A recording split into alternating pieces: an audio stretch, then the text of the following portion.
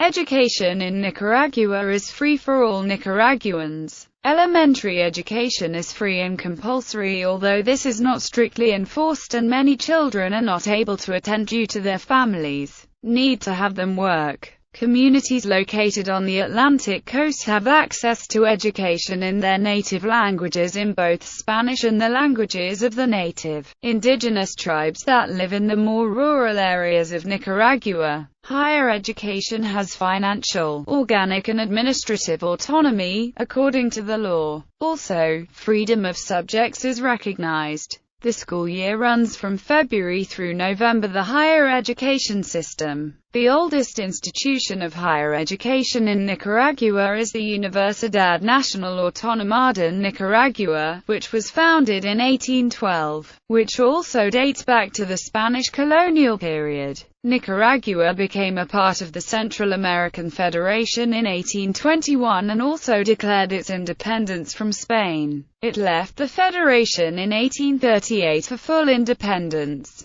There are many commercial schools and 8 universities throughout the country. Between 2002 and 2003, a total of 100,363 Nicaraguan students attended universities and other institutions of higher learning. The National Council of Universities is the body responsible for strategic planning in Nicaragua. Admission to higher education is on the basis of the Bachillerato, the leading secondary school qualification. Students are also subject to an entrance examination. The Licenciado, the main undergraduate degree, is a 4 or 5-year course of study. A professional title may also be awarded depending on the subject. Following the Licenciado, the first postgraduate degree is the Maestría, which lasts 2 years and culminates with the submission of a thesis. Institutions of higher learning also offer 2 or 3-year courses in technical and vocational education. The main qualification studied for is the Técnico Superior. There are over 30 public universities throughout the country, and over 75 private institutions.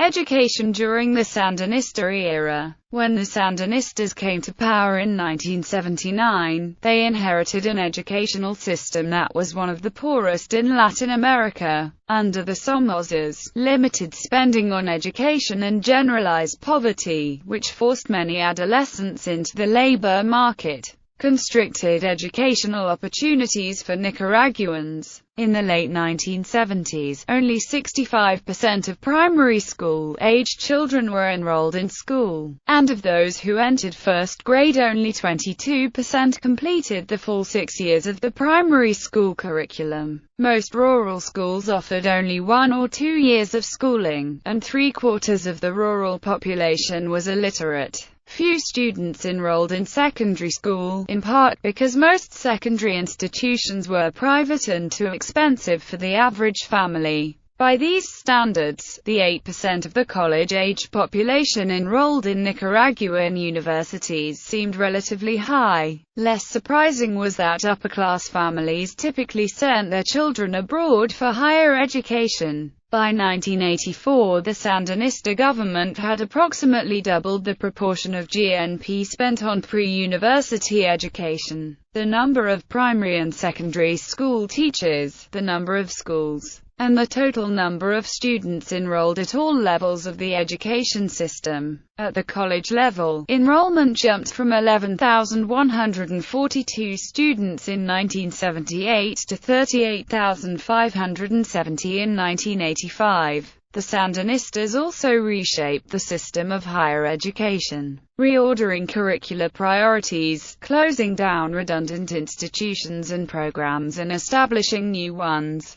and increasing lower-class access to higher education. Influenced by Cuban models, the new curricula were oriented toward development needs. Agriculture, medicine, education, and technology grew, at the expense of law, the humanities, and the social sciences. Nicaraguan Literacy Campaign. A 1980 literacy campaign, using secondary school students as volunteer teachers, reduced the illiteracy rate from 50% to 23% of the total population, in part to consolidate the gains of the literacy campaign. The Ministry of Education set up a system of informal self-education groups known as popular education cooperatives, using materials and pedagogical advice provided by the ministry. Residents of poor communities met in the evenings to develop basic reading and mathematical skills. The key large-scale programs of the Sandinistas included a massive national literacy crusade social program, which received international recognition for their gains in literacy, healthcare, education, childcare, unions, and land reform. One of the hallmarks of Sandinista education was the ideological orientation of the curriculum. The stated goal of instruction was the development of a new man, whose virtues were to include patriotism, internationalism, an orientation toward productive work, and a willingness to sacrifice individual interests to social and national interests.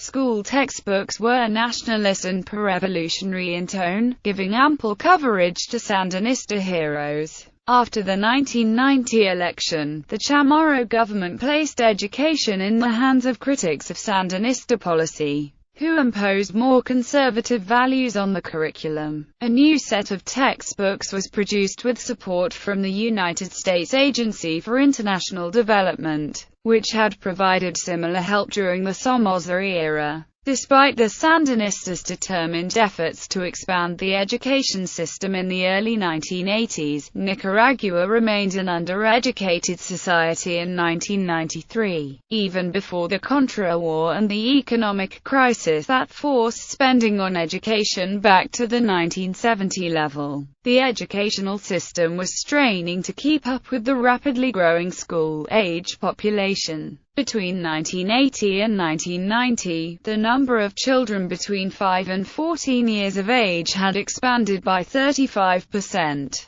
At the end of the Sandinista era, the literacy rate had declined from the level attained at the conclusion of the 1980 literacy campaign. Overall school enrollments were larger than they had been in the 1970s, however, and, especially in the countryside, access to education had broadened dramatically. But a substantial minority of primary school-age children and three-quarters of secondary school-age students were still not in school, and the proportion of students who completed their primary education had not advanced beyond the 1979 level. Even by Central American standards, the Nicaraguan education system was performing poorly. Grading system. Academic grading in Nicaragua works on a 100-point scale. For primary school and high school levels, a 60 is good enough to pass, while for further levels the pass grade is 70. Students who attain from 60 to the pass grade get the chance to take one extra test that reviews the whole year's topics, and in which a 70 is needed to achieve a pass grade.